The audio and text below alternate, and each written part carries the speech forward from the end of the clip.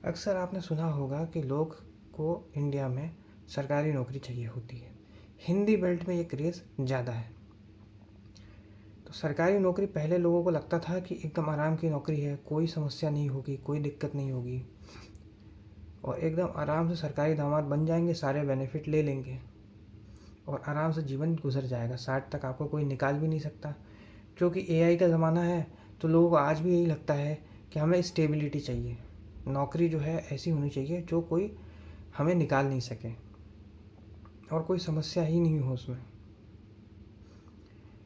लेकिन आज ये बातें रिलेवेंट नहीं हैं। जो आप वेब सीरीज़ में देखते हैं, जो मोटिवेशन आपने सुना है कि राजा का एक व्यक्तित्व होता है, कुछ नहीं होगा तो तजुर्बा होगा, ये बातें आज के समय संदर्भ में सही नहीं बैठती। उन्हें तो कोर्स बेचना रहता है, तो वो लोग ऐसी बातें करते हैं, आपको मोटिवेशन देते हैं। यूपी में लखनऊ डिवीज़न में एक इंसिडेंट हुआ जहाँ पर जो लोको पायलट था उसने बोला कि मुझे पायल से और मुझे मेडिकल लीव चाहिए। उसको मेडिकल लीव नहीं दी गई, जबकि उसने पैंट उतार के दिखाया कि उसको पायल से। तो आप समझ सकते हैं कि किस प्रेशर में इनको काम करना पड़ता है। बिहार में भी ऐसा ही हुआ कि लोकल पायलट को एक्स्ट्रा काम दे दिया गया, उसने मना किया, 3 घंटे तक एक ट्रेन का हॉल्ट हो गया। बारामती में एक बैंक मैनेजर ने नोटिस पीरियड में होते हुए भी आत्महत्या कर ली, जबकि वो छोड़ ही रहा था तब भी आत्महत्या कर ली। और ऐसे अनेकों उदाहरण आपको मिल जाएंगे। बैंक में भी हालत बहुत ख़राब है। 2012 में मुरैना नाम की जगह है एमपी में, वहाँ पे नरेंद्र कुमार नाम के आईपीएस को मार दिया गया था। ऐसा बताया जाता है कि वो रेत माफिया पे कार्रवाई कर रहे थे। तो आप समझ सकते हैं कि सरकारी नौकरी, आईपीएस को अगर खुलेआम मारा जा सकता है तो बाकी कर्मचारियों की क्या हालत होगी। तो सरकारी नौकरी वैसी नहीं रही है जैसे पहले हुआ करती थी कि एक मज़ा होता था, कोई काम धाम करो मत, बैठे रहो। अभी मैरिज मार्केट में डिमांड है हिंदी बेल्ट में, इसलिए लोग सरकारी नौकरी के पीछे जाते हैं। अब देखिए, अगर आप गरीब तबके से हैं, पिताजी रिक्शा चलाते हैं या आदिवासी थे और उतना अच्छा आपका घर नहीं था, कोई ऐसी जगह से थे आप जहाँ पे आपको सुविधाएं नहीं मिली थी, और अगर आप सरकारी नौकरी में ग्रुप डी में पहुँच जाते हैं, तो गरीब आदमी को जो है हमेशा ग्लोरी मिलती है। गरीब जो भी करेगा वो बेटर ही करेगा पिछले जनरेशन से। पिताजी हाथ गाड़ी चलाते थे, लड़का अगर ई रिक्शा चलाने लग गया तो उसका जो है वो तो उसको ग्लोरी मिल जाएगी। पिताजी जो है वो इतने गरीब थे कि लकड़ी बीन के उनको गुजारा करना पड़ता था, और लड़के के ग्रुप डी में जॉब लग गई तो उसको जो है तरक्की हो गई। लेकिन मिडिल क्लास को वो चीज़ नहीं मिलने वाली है। अगर पिताजी आपके आईएएस अधिकारी हैं और लड़का जो है ग्रुप डी में लग गया तो उसको खुशी नहीं मिलेगी। इसलिए सरकार भी डायरेक्टली नहीं कह सकती आपको कि सरकारी नौकरी गरीबों के लिए छोड़ दो, इसलिए वो सरकारी नौकरी को ही ऐसा बनाएगी कि आपका तेल निकल जाए। शुरू के 5 साल किसी एकदम आराम से निकलते हैं तो वो आपको समझ में नहीं आता है। एक आपके सोशल स्टेटस बूस्ट होता है, रिश्तेदारों में हवा होती है, मैरिज मार्केट में आपकी डिमांड बढ़ जाती है।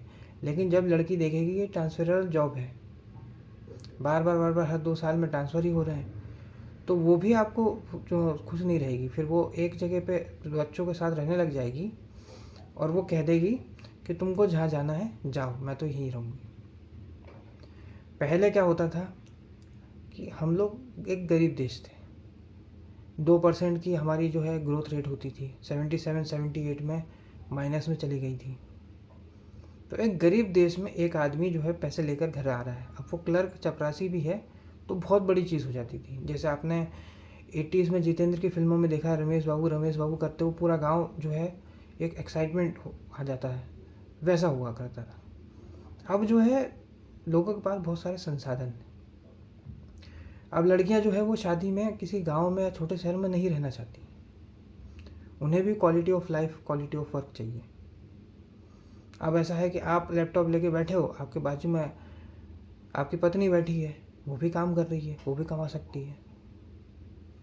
तो वो अगर छोटे शहर में सरकारी नौकरी के चक्कर में शादी कर लेगी कि पति की सरकारी नौकरी होगी, तो उसकी तो जॉब छूट जाएगी और उसके जो सपने हैं वो पूरे होंगे नहीं। छोटे शहर में उसको जज किया जाएगा कपड़ों के कारण, कई चीज़ों के कारण, जो आप सिटी में लोग अपने काम से काम रखते हैं।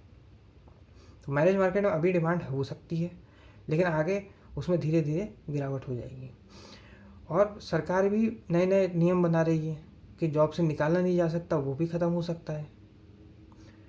इसलिए सोचिए समझिए, अपना बैकग्राउंड चेक करिए, और सरकारी नौकरी में अगर ट्रांसफर जॉब नहीं है, काम ज़्यादा नहीं है और पैसे अच्छे हैं तो करिए, नहीं तो मत करिए।